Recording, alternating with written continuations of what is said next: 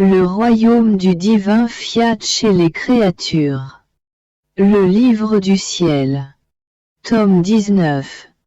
Jésus, mon amour et ma vie.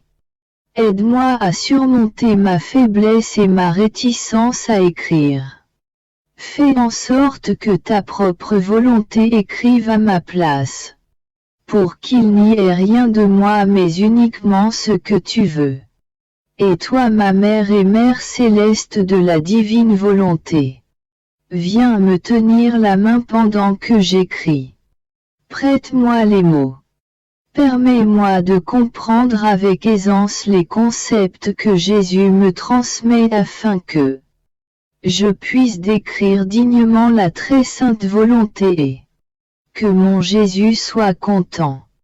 Je me disais, pourquoi Jésus béni m'appelle-t-il si souvent la petite nouvelle-née de sa volonté? C'est peut-être parce que je suis encore mauvaise, n'ayant pas fait un seul pas envers sa volonté. À juste titre il m'appelle ainsi. Pendant que je songeais à cela mon adorable Jésus, m'entourant de ses bras, me serra très fort contre son cœur en disant, je ne veux rien nier à la petite nouvelle-née de ma volonté. Aimerais-tu savoir pourquoi je t'appelle ainsi? Nouvelle-née signifie être en train de naître.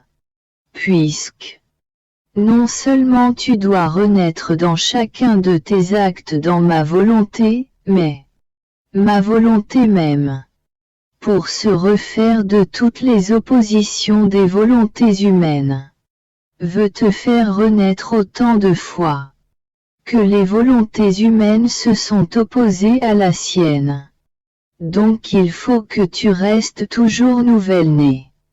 Il est aisé de faire renaître quelqu'un autant que l'on veut et de le conserver sans la croissance de la volonté humaine. Mais, lorsque l'âme grandit, il devient plus difficile de la garder sans l'existence de son ego. Et ce n'est pas tout. Il est avantageux, nécessaire et convenable.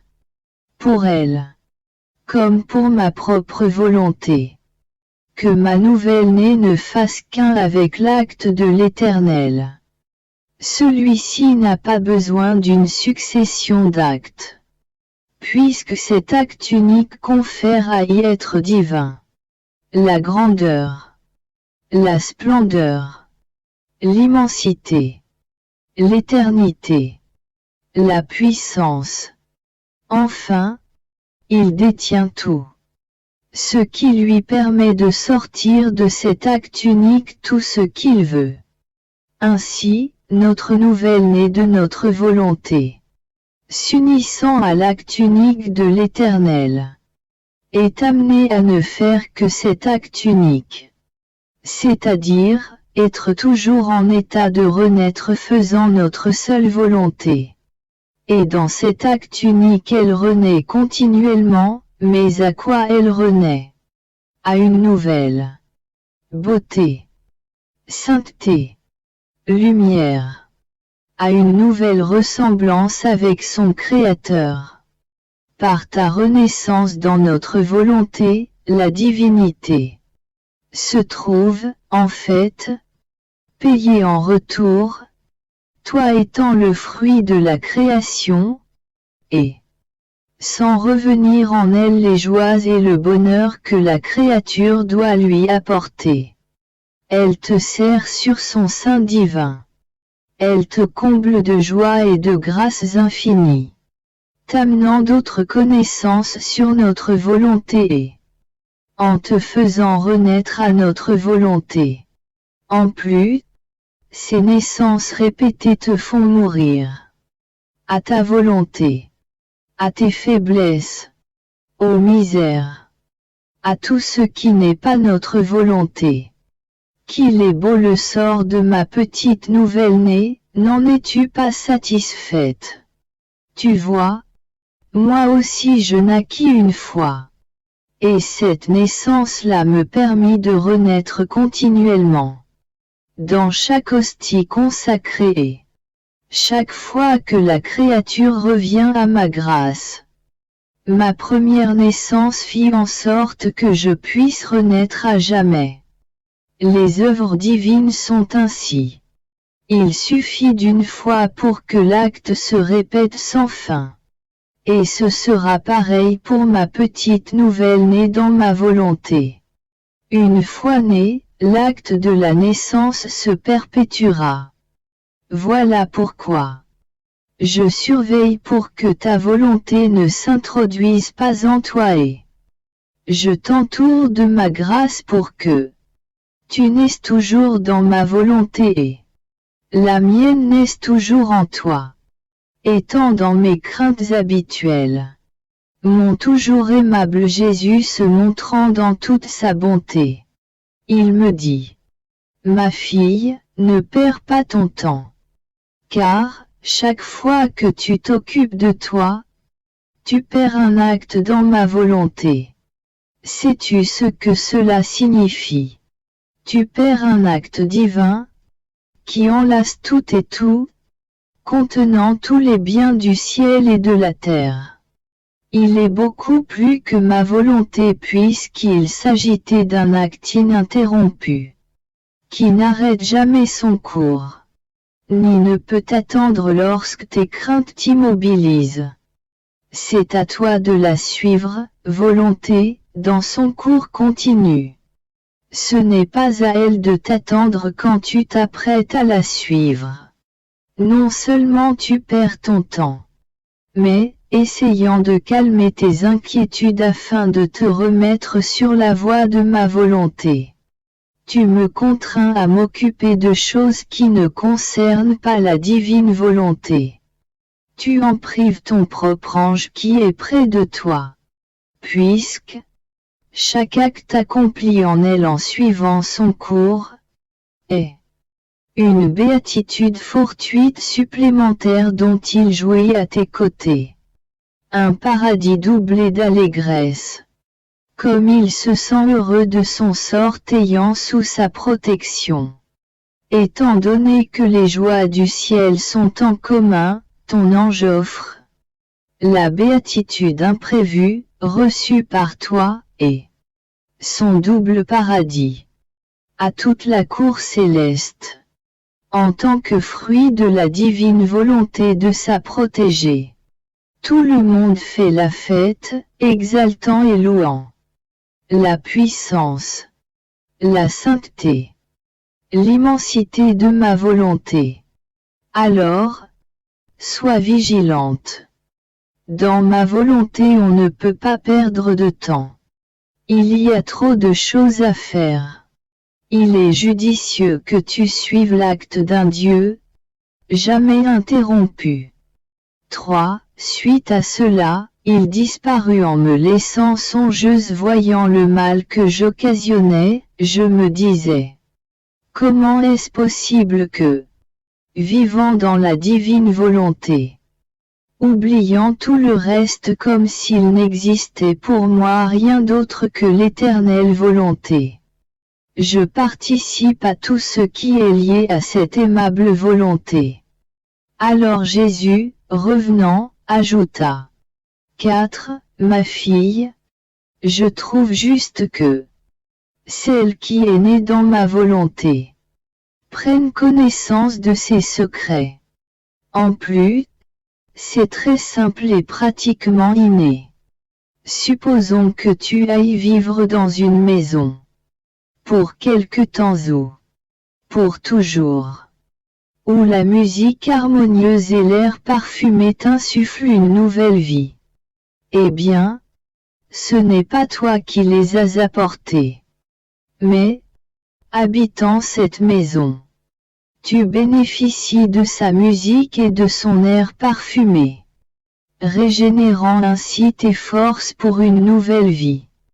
Mettons que cette demeure contienne des peintures magnifiques, des choses captivantes, des jardins que tu n'as jamais vus nulle part avec tellement d'arbres et de fleurs différents qu'il est impossible de tous les énumérer. des mets exquis auxquels tu n'as jamais goûté. Oh! Combien tu te recrées, te délectes et jouis grâce à tant de belles choses, à ces plats si savoureux. Et pourtant rien ne vient de toi, mais tu en profites du seul fait d'habiter dans cette maison. Or, si cela se passe ainsi dans l'ordre naturel, dans celui surnaturel de ma volonté c'est encore plus facile à réaliser. L'âme entrant en elle, volonté, forme un acte unique avec la divine volonté et, étant de la même nature, elle participe à ses agissements et à ce qu'elle possède. Pour vivre dans ma volonté, elle est d'abord dépouillée des vêtements du vieil Adam, le coupable, pour ensuite revêtir les habits du nouvel Adam sanctifié. Cet habit représente la lumière même de la suprême volonté, c'est à travers lui que sont transmis à l'âme les pouvoirs divins, nobles, à communiquer à tous. Cette lumière lui ôte tout ce qui est humain, en lui rendant la physionomie de son Créateur. N'est-ce pas merveilleux qu'elle puisse partager tout ce que la divine volonté possède, étant, en même temps, la vie et la volonté. Sois donc vigilante. Fais attention et sois fidèle. Ton Jésus s'engage à te permettre de vivre toujours dans sa volonté, montant la garde pour que tu ne puisses jamais en sortir. Je me sentais opprimée et très réticente à ouvrir mon âme pour manifester ce que Jésus me dit. Ainsi j'aurais voulu me taire à jamais pour que plus rien ne soit révélé. Je me plaignais à mon doux Jésus et lui disant: tu me délivrerais d'un poids énorme en me demandant de ne plus rien dévoiler de ce qui se passe entre toi et moi. J'en serais si heureuse. Ne vois-tu pas ma répugnance, l'effort que cela me coûte?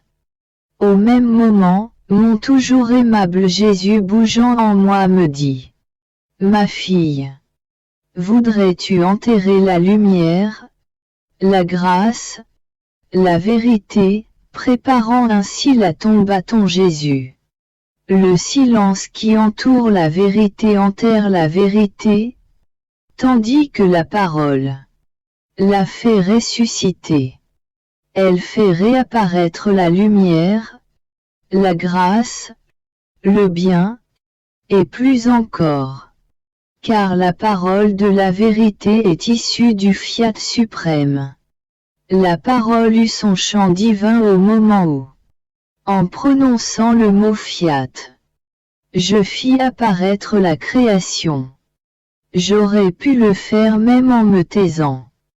Mais je voulus me servir du mot fiat, pour que la parole aussi soit d'origine divine, pour que, possédant la puissance créatrice, celui qui s'en servirait, manifestant ce qui m'appartient, puisse avoir la puissance de communiquer ces vérités-là à qui a la chance de l'écouter, la parole. Pour toi c'est encore plus important. Car, tout ce que je te dis, est la majeure partie la parole d'origine. C'est ce fiat même qui revient à nouveau comme au moment de la création.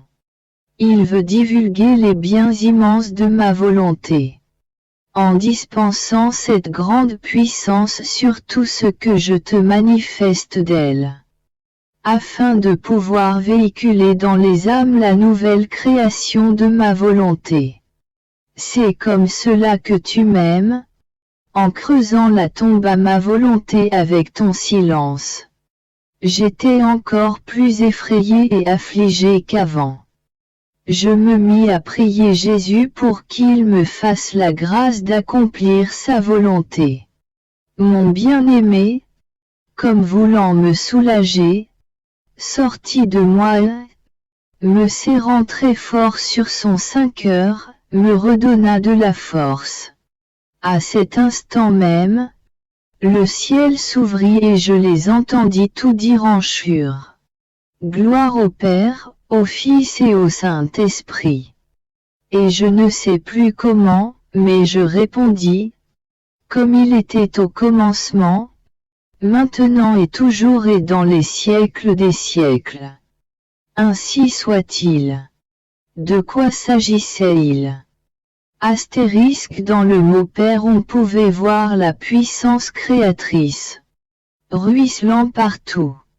Tout conservant et donnant vie à tout. Rien que son souffle suffisait à garder intègre, beau et toujours neuf ce qu'il créait. Astérisque dans le mot Fils on voyait toutes les œuvres du Verbe. Renouvelé. Ordonné. Prêt à remplir ciel et terre et à se donner pour le bien des créatures.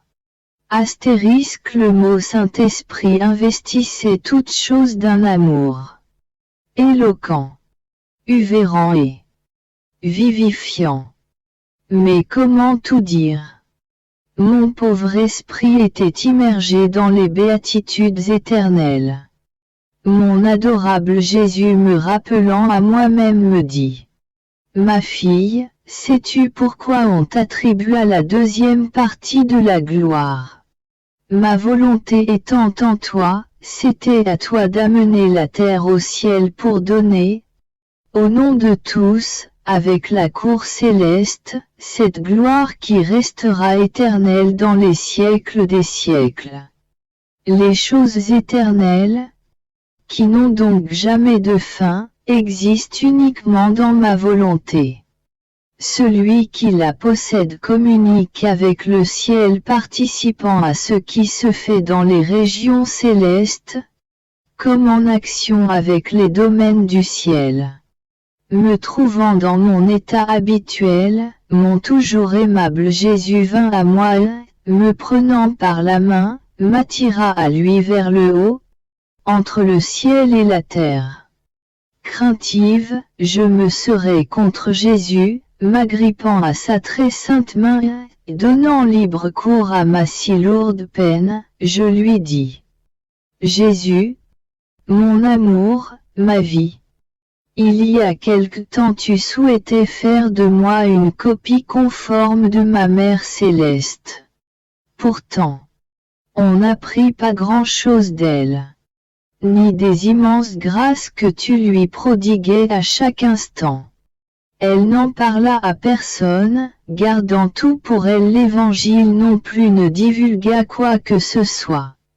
On sait seulement qu'elle est ta maman, qu'elle te mit au monde toi, Verbe éternel. Mais on ignore tout des grâces et des faveurs entre elle et toi. Par contre, me concernant, tu veux que je manifeste tes dires, que ce qui se passe entre toi et moi ne soit pas un secret. Je suis désolé mais, quelle est la similitude entre moi et ma mère? Et mon doux Jésus, me serrant sur son cœur avec plein de tendresse me dit: Ma fille, courage, n'aie pas peur. Concernant ma mère on ne sut que ce qu'il était nécessaire de savoir. Que j'étais son fils venu, grâce à elle, délivrer les générations et qu'elle fut la première où, dans son âme, j'eus mon premier champ d'action divine. Tout le reste, faveur, étendue de grâce reçue par elle, resta confiné dans le sanctuaire des secrets divins. Par contre on sut, et c'est la chose la plus importante, la plus grande, la plus sainte, que le Fils de Dieu était son Fils. Ceci était, à ses yeux, un immense honneur l'élevant au-dessus de toutes les créatures. Donc, étant au courant du plus au sujet de ma mère, le moins n'était pas nécessaire. Il en sera de même de ma fille. On saura que ma volonté aura eu son premier chant divin dans ton âme, et tout ce qui est important pour que ma volonté soit reconnue et de quelle façon. Elle veut tout faire pour que la créature revienne à son origine, l'attendant dans ses bras avec impatience, afin que plus rien ne nous sépare. Si cela n'était pas divulgué, comment pourrait-on espérer ce grand bien? Comment se préparer à une grâce aussi grande? Si ma mère n'avait pas voulu révéler que j'étais le Verbe éternel et son Fils, quel bénéfice la rédemption aurait-elle apporté? Le bien méconnu, tout en étant grand, ne permet pas de transmettre le bien qu'il possède. Ma mère ne s'y étant pas opposée, ma fille se doit aussi d'accepter ma volonté. Tous les autres secrets, les envolées que tu fais dans ma volonté, les biens que tu prends, les choses intimes entre toi et moi, resteront dans le sanctuaire des secrets divins. Ne crains rien, ton Jésus saura te contenter en tout. Ma pauvre âme nageant dans la mer sans fin de la divine volonté, mon toujours aimable Jésus montra toute la création en action. Quel ordre! Quelle harmonie! Combien de beautés différentes! Chaque chose avait le sceau d'un amour incréé courant vers les créatures, qui, les choses, descendant au fond des cœurs criaient dans leur langage muet. Aime celui qui aime si fort. J'étais dans un doux enchantement en regardant la création. Son mutisme amoureux blessait mon pauvre cœur encore plus qu'une voix puissante, au point de me faire défaillir.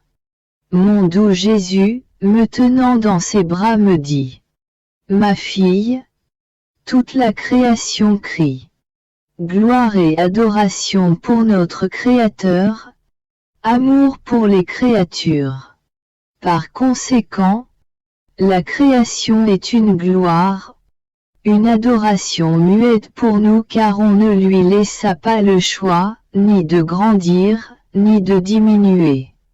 Nous la sortîmes de nous, tout en la gardant en nous, c'est-à-dire dans notre volonté.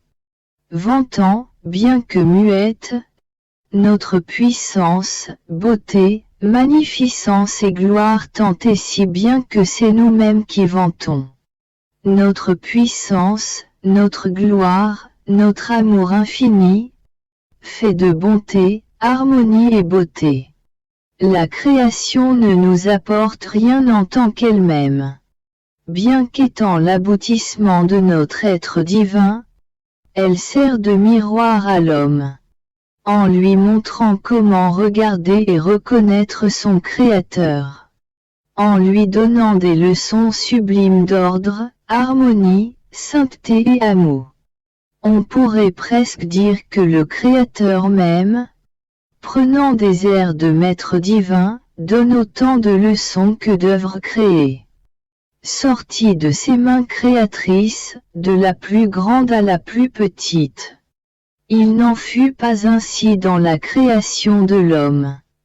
Notre amour envers lui fut tel qu'il dépassa tout l'amour que nous avions mis dans la création. Voilà pourquoi nous le dotâmes de raison, mémoire et volonté, mettant notre volonté sur la table, pour qu'il puisse la multiplier, la centupler. Non pas pour nous, qui n'en avons pas besoin, mais pour son bien, afin qu'il ne reste pas muet et toujours dans le même état que les autres choses créées, mais qu'il grandisse encore davantage.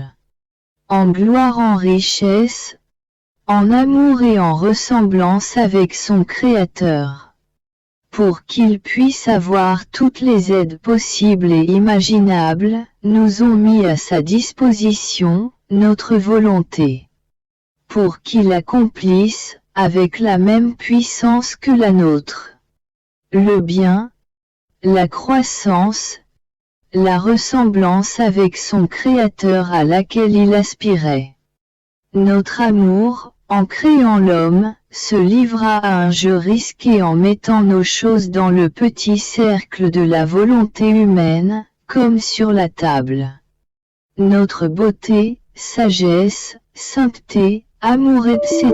et notre volonté qui devait être guide et actrice de ses agissements, afin que, non seulement elle l'aide à grandir à notre ressemblance, mais lui donne aussi la forme d'un petit Dieu.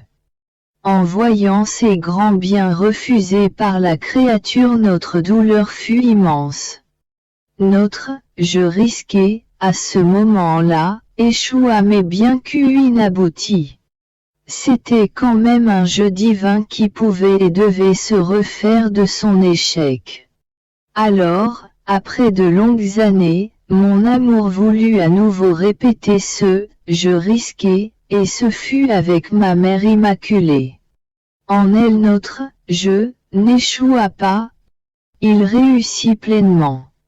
Par conséquent, nous lui donnâmes et confiâmes toutes choses mieux, en étant en compétition, nous en donnant, et elle en recevant. Maintenant tu dois savoir que notre amour veut refaire ce « je risqué » avec toi afin que, avec la Mère Céleste, tu nous fasses gagner. Ainsi nous aurons notre revanche par rapport à l'échec procuré par le premier homme, Adam. Alors notre volonté refaite de ses gains, peut à nouveau disposer de ses biens et les distribuer avec amour à ses créatures. Puisqu'étant gagnant dans mon « je pus faire ressurgir le soleil de la rédemption pour sauver l'humanité perdue, grâce à la Sainte Vierge. Ainsi, grâce à toi, je ferai reparaître le soleil de ma volonté pour qu'elle trace sa voie dans les créatures. Le fait de déverser en toi autant de grâce, autant de connaissance de ma volonté, n'est autre que mon « je risqué » que je forme en toi. Alors sois vigilante pour que je n'aie pas à ressentir la plus grande des souffrances de toute l'histoire du monde, en subissant l'échec de mon deuxième jeu.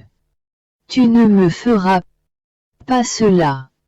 Mon amour sortira vainqueur et ma volonté s'accomplira. Jésus ayant disparu, ce qu'il venait de me dire me rendit rêveuse bien que tout abandonné à sa suprême volonté. Concernant ce que j'écris, seulement Jésus connaît le supplice de mon âme et ma grande répugnance à coucher sur le papier ces choses que j'aurais voulu enterrer. J'eus envie de lutter contre la même obéissance. Mais le fiat de Jésus a gagné et je continue d'écrire ce que je ne veux pas. Mon doux Jésus, revenu, me voyant soucieuse, il me dit : Ma fille, pourquoi as-tu peur ? Tu ne veux pas que je joue avec toi. Tu n'auras rien d'autre à faire que d'engager la petite flamme de ta volonté, reçue par moi lors de ta création. Ceci signifie que le risque de mes biens m'appartiendra. Tu ne veux pas être l'égal de ma mère. Pour cela, viens avec moi devant le trône divin. Tu y trouveras la petite flamme de la volonté de la Reine du ciel au pied de la suprême majesté. Elle la donna au jeu divin. Car, pour jouer, il faut toujours miser quelque chose nous appartenant. Sinon, celui qui gagne n'aura rien et celui qui perd ne laissera rien. Je sortis gagnant du jeu avec ma mère. Elle perdit la petite flamme de sa volonté. Ceci était une heureuse perte. Elle l'a laissée en hommage permanent aux pieds de son Créateur. Elle façonna sa vie dans le grand feu divin grandissant sur la mer des biens divins. Ceci lui permit d'obtenir le Rédempteur désiré. Maintenant c'est à toi de mettre la petite flamme de ta petite volonté à côté de celle de mon inséparable mère. Pour te façonner également dans le feu divin et pour grandir au reflet de ton Créateur. Afin d'obtenir, auprès de la suprême majesté, le désiré fiat. On pourra voir ces deux petites flammes, privées de leur propre vie à elles, au pied du trône suprême pour l'éternité. À la première on accorda la rédemption et à l'autre l'accomplissement de ma volonté, seul but de la création, de la rédemption et de ma revanche envers mon je risqué, en créant l'homme. En un rien de temps je fus devant cette lumière inaccessible. Et ma volonté, sous la forme d'une petite flamme, se plaça à côté de celle de ma mère céleste la suivant dans ce qu'elle faisait. Mais comment exprimer ce qu'on pouvait voir, comprendre et faire? Les mots me faisant défaut je m'arrête là. Alors mon doux Jésus répondit. Ma fille, j'ai vaincu la petite flamme de ta volonté et tu as vaincu la mienne. Sans perdre la tienne tu n'aurais jamais pu gagner la mienne. Maintenant nous sommes tous les deux heureux, victorieux. Mais la grande différence d'être dans ma volonté réside dans le fait qu'une seule fois suffit à un acte, à une prière, à un « je t'aime », pour qu'ils se répètent à jamais. Dès l'instant où ils ont pris place dans la suprême volonté. Car, lorsqu'on accomplit un acte dans ma volonté, celui-ci demeure ininterrompu, se répétant éternellement. L'action de l'âme dans ma volonté est différente par rapport à l'action divine. Puisque l'acte fait une fois, n'a pas besoin d'être renouvelé. Quand sera-t-il de tes nombreux « je t'aime » dans ma volonté, répétant toujours le même refrain « je t'aime, je t'aime ». Ils seront pour moi autant de blessures. Ils me prépareront à accorder la grâce la plus grande. Que ma volonté soit connue, aimée et accomplie. Par conséquent, dans ma volonté, les prières, les œuvres, l'amour sont du domaine de l'ordre divin. On pourrait dire que c'est moi qui prie, qui agis, qui aime. Que pourrais-je nier à moi-même? De quoi pourrais-je ne pas être satisfait? Je m'égare dans la sainte divine volonté. Je voulais tout étreindre et tout donner à mon Dieu. Comme si ces choses, offertes par lui, m'appartenaient. En lui donnant en retour, pour chaque chose créée, un petit mot d'amour, un merci, un je te bénis, un je t'adore. Mon toujours aimable Jésus, sortant de moi, avec son fiat omnipotent, appela toute la création, la mettait sur mes genoux pour m'en faire cadeau, et avec une tendresse pleine d'amour, il me dit, ma fille, tout t'appartient, tout ce qui sort de ma volonté, tout ce qu'elle conserve et possède, revient de droit à celle qui vit en elle. Mon fiat omnipotent agrandit le ciel, le parsemait d'étoiles, donna vie à la lumière, créa le soleil et tout le reste. Il demeura dans la création en tant que vie triomphante, dominatrice et conservatrice. Celle qui gagne ma volonté gagne toute la création ainsi que Dieu lui-même donc, au nom de la justice, elle doit posséder tout ce que ma volonté possède. Bien davantage. Car, la création, fut créée muette pour que celle qui la ferait vivre dans ma volonté, lui donne la parole. Rendant parlante et non plus muette, toutes les choses créées par moi. Par conséquent, tu seras la voix du ciel et ta parole résonnera d'un bout à l'autre de l'atmosphère céleste disant: j'aime, j'adore et rends gloire à mon Créateur. Tu seras la voix de chaque étoile, du soleil, du vent, du tonnerre, de la mer, des arbres, des montagnes, de tout, en répétant sans cesse: j'aime, bénis, honore, adore et remercie celui qui nous a créés. Oh!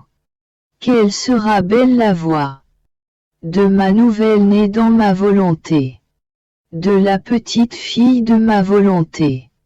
Elle me rend parlante toute la création. La création sera plus belle que si je l'avais dotée de la parole.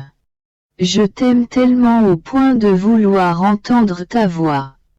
Dans le soleil, aimant, honorant, adorant, je veux l'entendre. Dans les sphères célestes. Dans le murmure de la mer. Dans le frétillement du poisson. Dans le chant, le gazouillis des oiseaux. Dans l'agneau qui bêle, la tourterelle qui gémit, je veux t'entendre partout. Je ne serai pas content si, dans toutes les choses créées, dont ma volonté occupe la première place, je n'entendais pas la voix de ma petite nouvelle-née qui, dotant la création de la parole, me donne amour, gloire et adoration pour toutes choses. Alors, ma fille, fais attention. T'ayant beaucoup comblé, j'en veux autant en retour.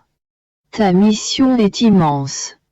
Car la vie de ma volonté, qui enlace tout et qui possède tout, doit s'accomplir en toi sans cesse.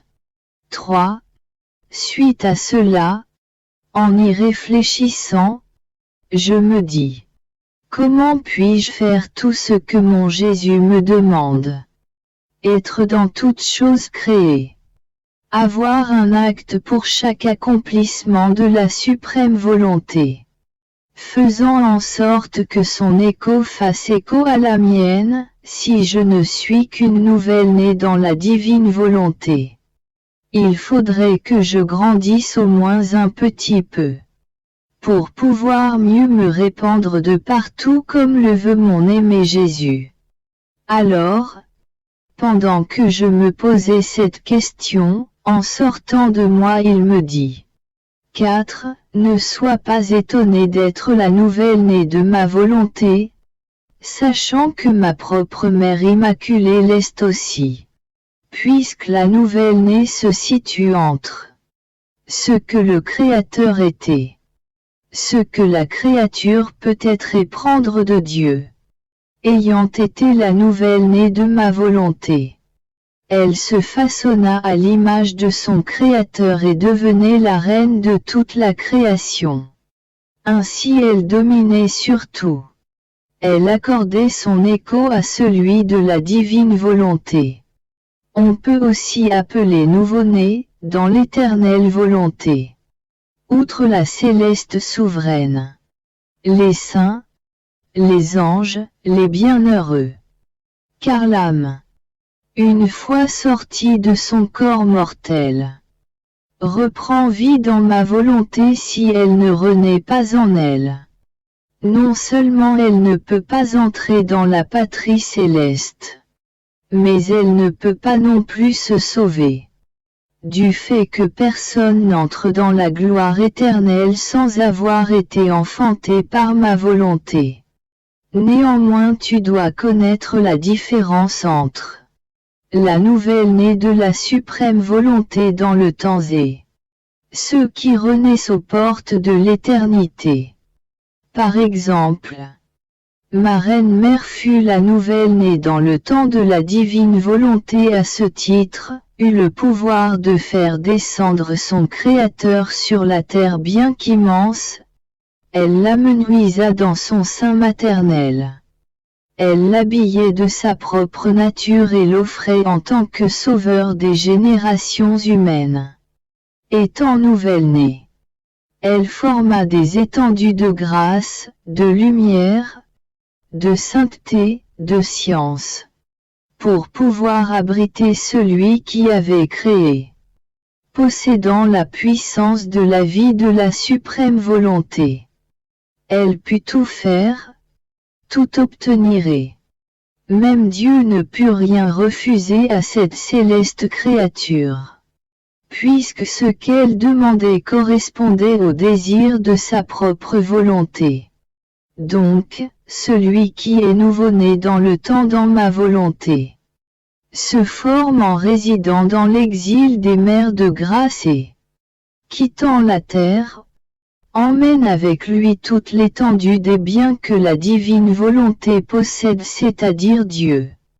Ramener de l'exil cette volonté, ce Dieu qui règne dans les cieux, est un véritable exploit. Il est difficile pour toi de comprendre clairement les énormes bienfaits, les prodiges d'une nouvelle-née dans le temps de ma volonté, mais sois-en assuré, tu peux tout faire, bien plus parce que ma volonté le ferait à la place de ton petit être, tandis que, pour celui qui renaît dans ma volonté après avoir quitté la terre, c'est la divine volonté qui lui apporte ces immenses étendues, afin que l'âme puisse renaître en elle. Son Dieu n'est pas avec elle mais il lui permet de l'atteindre. Quelle différence entre l'une et l'autre! Ainsi, te faisant la nouvelle-née de ma volonté, je ne pourrais te faire de grâce supérieure. Si tu veux grandir, fais en sorte que ma seule volonté grandisse. Suite à cela, en y réfléchissant, je me dis: comment puis-je faire tout ce que mon Jésus me demande? Être dans toute chose créée. Avoir un acte pour chaque accomplissement de la suprême volonté. Faisant en sorte que son écho fasse écho à la mienne, si je ne suis qu'une nouvelle-née dans la divine volonté. Il faudrait que je grandisse au moins un petit peu, pour pouvoir mieux me répandre de partout, comme le veut mon aimé Jésus. Alors, pendant que je me posais cette question, en sortant de moi il me dit: ne sois pas étonné d'être la nouvelle-née de ma volonté, sachant que ma propre mère immaculée l'est aussi, puisque la nouvelle-née se situe entre ce que le Créateur était, ce que la créature peut être et prendre de Dieu. Ayant été la nouvelle-née de ma volonté, elle se façonna à l'image de son Créateur, devenant la reine de toute la création. En tant que telle, elle dominait sur tout, accordant son écho à celui de la divine volonté. 1. J'écris dans le seul but d'accomplir l'unique volonté de Dieu. À ce sujet je me disais: mon toujours aimable Jésus n'arrête pas de me dire que je dois devenir la copie de ma Mère Céleste, ce qui signifie tout enlacer. M'occuper de tout le monde pour pouvoir obtenir le temps désiré fiat. Ainsi que la souveraine reine obtint le tant attendu Rédempteur. Mais comment puis-je faire cela? Elle était sainte, conçu sans la faute originelle. Alors que moi je suis une des plus petites et pauvres créatures, pleine de misères et de faiblesses, conçue, comme tous les enfants d'Adam, dans le péché originel. Comment pourrais-je donc suivre les envols de la souveraine dame dans la divine volonté pour accéder au tant espéré fiat que mon doux Jésus veut faire régner sur terre? Pendant que je songeais à cela, mon adorable Jésus, sortant de moi et me serrant très fort dans ses bras me dit: 2. Ma fille, ma mère fut conçue sans la faute originelle pour pouvoir concevoir le tant désiré Rédempteur. Car il était juste, convenable que celle qui me donnerait la vie, soit exempte du germe de la faute, toute, en étant la plus noble, la plus sainte des créatures, mais d'une noblesse divine et d'une sainteté comparable à celle de son Créateur, possédant toute la grâce et la capacité, lui permettant de mettre au monde le Saint des Saints, le Verbe éternel. Voilà ce qu'on demande parfois aux créatures, selon la valeur des objets à conserver. S'il s'agit de choses précieuses ou de grande valeur, on utilise des vases étincelants correspondant aux choses précieuses qu'ils doivent contenir. Alors que, si les objets sont ordinaires et sans valeur, on se servira de vases en terre, sans se soucier de les garder sous clé comme on ferait avec ceux de grand prix. Par contre, on les exposera. D'après le raffinement du vase et la façon de l'entretenir, on pourra en déduire que le contenu est de qualité et de grande valeur. Or moi, je devais recevoir son sang pour être conçu dans son sein, ainsi. Il était juste que aussi bien son âme que son corps fussent limpides et enrichis de toutes les grâces, privilèges et prérogatives possibles et imaginables que Dieu puisse donner et la créature recevoir. Donc si ma chère mère eut tout cela en elle, ayant pour mission de faire descendre sur terre le tant espéré Rédempteur, à toi aussi, t'ayant choisi pour le désiré fiat, voulu par le ciel comme par la terre, attendu avec tellement d'impatience par la divinité même, espéré presque davantage par Dieu que par les hommes, je devais te donner toute la grâce permettant de déposer, dans une âme et un corps exempts de corruption, non seulement les connaissances inhérentes à ma volonté, mais aussi sa propre vie qu'elle, volonté, devait former et développer en toi. Ainsi, se servant de son pouvoir, si elle ne put te libérer de la faute originelle, elle l'atténua et se tint fermement sur le foyer afin qu'il ne produise pas d'effet corrompu. Ceci signifie que ta faute originelle, écrasée par ma volonté, n'a plus de vie. Ceci était juste, vis-à-vis de la noblesse, de la dignité, de la sainteté, de la suprême volonté. Si en toi résidaient de mauvais effets, ma volonté serait entourée d'ombre, de brouillard. Ceci l'empêcherait de répandre ses rayons de vérité comme le soleil en plein après-midi, encore moins de faire en sorte que tu deviennes le centre du déroulement de sa vie divine, car elle est si limpide. Elle ne peut s'adapter à vivre avec le moindre petit défaut. 3. Entendant ceci, tremblante je dis, Jésus, que me dis-tu? Est-ce possible pourtant je me sens si miséreuse et petite et j'ai besoin de toi, de ton aide, de ta présence pour pouvoir continuer à vivre. Tu sais dans quel état déplorable je me trouve lorsque je suis privée de toi. Alors Jésus, interrompant mes dires, ajouta. Ma fille, ne t'étonne pas. C'est la sainteté de ma volonté qui le requiert. S'agissant de la chose la plus grande aussi bien dans le ciel que sur terre. Si au moment de la rédemption je vins sauver l'homme. Maintenant c'est ma volonté dans les créatures que je viens sauver. C'est-à-dire, faire connaître le but de la création, de la rédemption.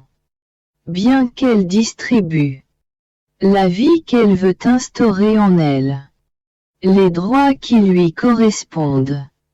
Donc, le fait de sauver une divine volonté au milieu des créatures est ce qu'il y a de plus grandiose, et ma volonté reconnue et régnante sera au-dessus des bénéfices de la création et de la rédemption.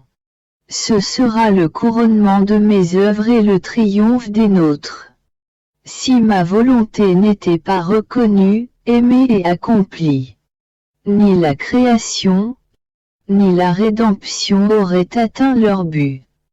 Et le bénéfice serait incomplet. La création et la rédemption sortiront de mon fiat tout-puissant. Pour que notre gloire soit complétée.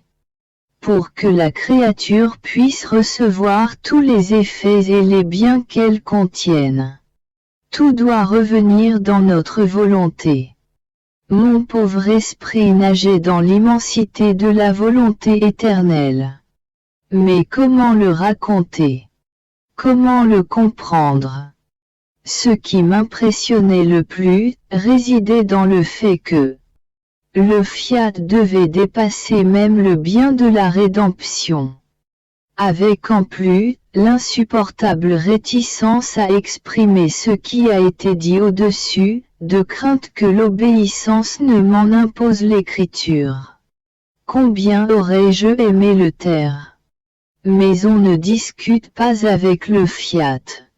Car, dans n'importe quelle situation, il doit en ressortir vainqueur.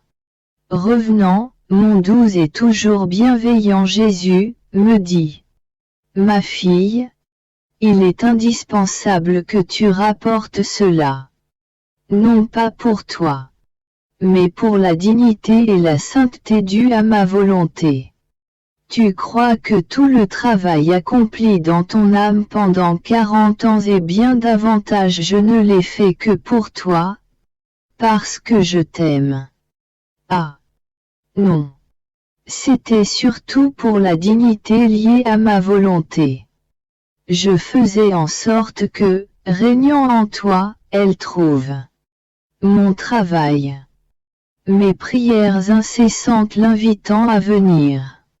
Le trône de mes œuvres, de mes peines sur lequel pouvoir dominer et en faire sa demeure, la lumière de sa propre connaissance et ainsi elle trouve en toi les honneurs et sa propre gloire divine. Voilà pourquoi les explications concernant la suprême volonté furent indispensables pour le respect qui lui est dû. Tu dois savoir aussi que ma volonté est plus grande et plus infinie que la rédemption. Ce qui est plus grand apporte toujours des bienfaits et bénéfices supérieurs. Ma volonté est éternelle, dans le temps et dans l'éternité, n'ayant ni début ni fin tandis que la rédemption, bien qu'elle fût éternelle dans l'Esprit divin, eut un commencement dans le temps étant le produit de l'éternelle volonté. Ceci signifie que ce ne fut pas la rédemption qui donna la vie à la divine volonté, mais, bien au contraire, ma volonté qui l'a conçue. Celui qui a le pouvoir de procréer par nature ou par nécessité. Ce doit d'être plus fructueux que celui qui reçoit la vie. Et ce n'est pas tout. En créant, la divinité fit sortir d'elle-même les ombres. De sa lumière, de son savoir, de sa puissance. Effleurant de son être toute la création. Ceci fit que la beauté, l'harmonie, l'ordre, l'amour, la bonté de Dieu, que l'on retrouve dans toute la création, sont des similitudes divines, des ombres de la majesté suprême. Alors que ma volonté, et non pas notre ressemblance, ni notre ombre, se manifesta dans le domaine de la création.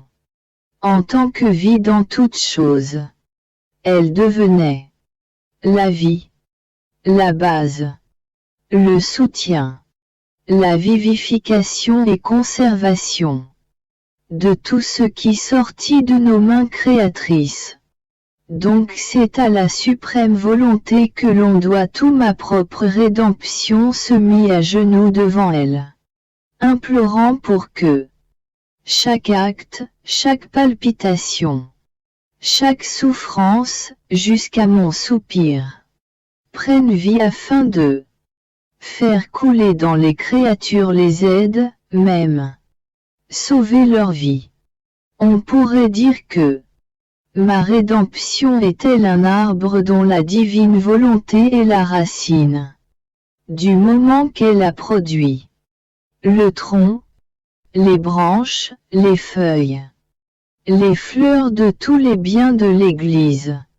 Elle se doit de produire le fruit de la vie détenue par la racine de cet arbre. Nous donnâmes naissance à la création dans le seul but de faire connaître et aimer notre volonté plus que la vie même. Ainsi la vie s'installa partout afin qu'elle s'accomplisse. Tout le reste, et la rédemption en fait partie, fut donnée en tant que soutien pour faciliter notre dessein. Si notre intention primordiale n'aboutit pas, comment pouvons-nous obtenir la complétude de notre gloire et, en même temps, offrir à la créature l'établissement de notre bien? En outre, la création, la rédemption et le fiat, que ta volonté soit faite, dans le ciel comme sur la terre symbolise la Sacro-Sainte Trinité. Les divines personnes sont inséparables, elles le sont aussi. L'une est dans l'autre, le triomphe et la gloire revient aux trois. Notre volonté eut toujours la première place dans toutes nos actions. La création et la rédemption étaient en retrait, voire égarées, dans l'immensité et l'infinité de la suprême volonté. Elle enveloppe tout point. Elle tient tout ce qui fut fait par nous sur son trône où elle règne et domine. Donc elle est le tout. Quel ne sera ton émerveillement lorsqu'elle apportera des bénéfices plus importants que les autres œuvres et l'homme recevra cette vie qu'il a déjà en lui sans en être conscient. Elle gémit, soupire, étant comprimée, noyée, affaiblie. Elle veut faire sa vie alors qu'on l'en empêche.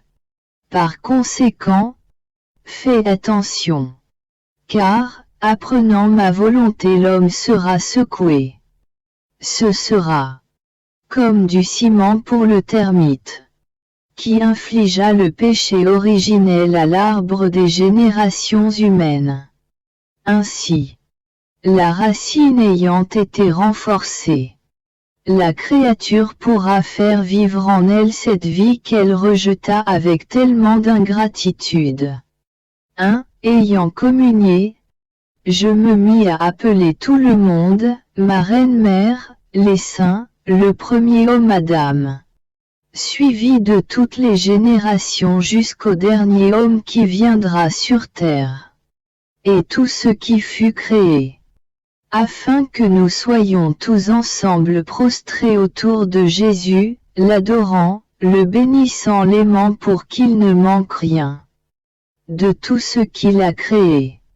Ni un cœur qui bat, ni les rayons du soleil, ni l'immensité du ciel constellé d'étoiles, ni le bruit de la mer, la petite fleur qui exhale son parfum non plus, voulant que nous soyons tous réunis autour de l'hostie de Jésus, pour lui rendre les honneurs qui lui sont dus.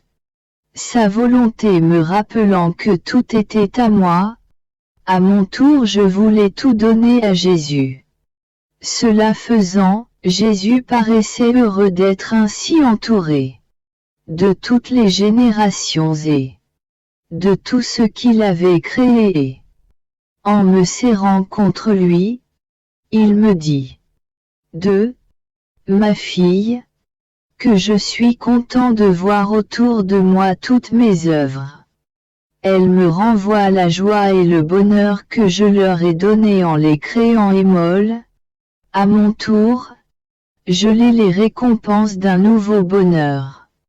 Voilà le grand bien que ma volonté apporte, concentrant tous ses biens en celui qui vit en elle. Aucun bien ne lui fait défaut. Elle lie l'âme à tout ce qui lui appartient. Ainsi, si la créature ne s'était pas soustraite à ma volonté, j'aurais trouvé dans chacun et dans tout les biens, la lumière, force, la science, l'amour, la beauté. Elle devait appartenir à tous, ni à toi, ni à moi, à l'ordre naturel et spirituel non plus. Chacune pouvait prendre ce qu'elle voulait. La vie humaine dans ma volonté aurait dû être le symbole du soleil, pour que tout le monde prenne autant de lumière qu'il le souhaite sans que personne n'en manque. Mais puisqu'elle, créature, se détourna de ma volonté, les biens, la lumière, la force, l'amour, la beauté se trouvèrent divisés, comme réduits de moitié entre les créatures. Donc, ce fut la fin de l'ordre, de l'harmonie, de l'amour envers Dieu et entre elles. Oh! Si le soleil pouvait se diviser en une multitude de rayons, se détachant du centre de la lumière, ces mêmes rayons finiraient par devenir des ténèbres. Alors qu'en serait-il de la terre? Ah! Plus personne n'aurait sa lumière à lui et toute pour lui. Il en fut ainsi de ma volonté. L'homme se soustrayait à elle. Il perdit l'ensemble des biens, de la lumière, de la force, de la beauté, etc. Par conséquent, il se vit contraint de vivre dans la pauvreté. Encore une fois, fais attention. Vis continuellement dans ma volonté, afin de tout posséder, pour que je puisse tout retrouver en toi. 3. Suite à ces propos je me disais, si la vraie vie, dans la divine volonté, nous accorde autant de bien, pourquoi ma Mère céleste, ne faisant qu'un avec la volonté de Dieu, ne put obtenir avec le temps désiré rédempteur, le fiat, ta volonté dans le ciel comme sur la terre. Ainsi elle faisant revenir l'homme dans ce fiat suprême d'où il sortit, lui redonnant tous les biens et le but de sa création. D'autant plus qu'étant comme la propre volonté de Dieu, elle n'avait aucune nourriture étrangère à Dieu, elle possédait la même puissance divine. Grâce à cela, pouvait tout obtenir. Bougeant à nouveau en moi et soupirant mon doux Jésus ajouta. 4. ma fille. Dans tout ce que ma mère fit et que moi j'accomplis. Mon intention primordiale fut que mon fiat puisse régner sur la terre. Il n'eût été ni convenable, ni de l'amour vrai, ni d'une grande générosité, ni encore moins d'agir en tant que le Dieu que je suis.